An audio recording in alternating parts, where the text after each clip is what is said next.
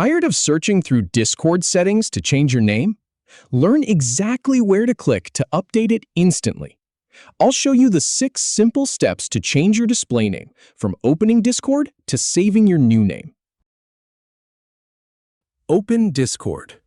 Click your profile avatar at bottom left.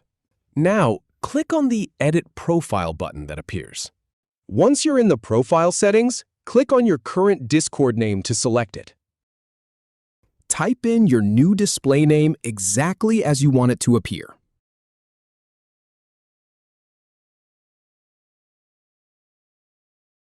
Finally, click the Save button at the bottom to apply the change.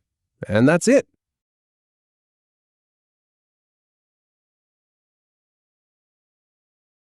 If you have any feedback or if any info is inaccurate, please leave a comment below. We'll do our best to answer or redo the video if needed. Thanks for watching.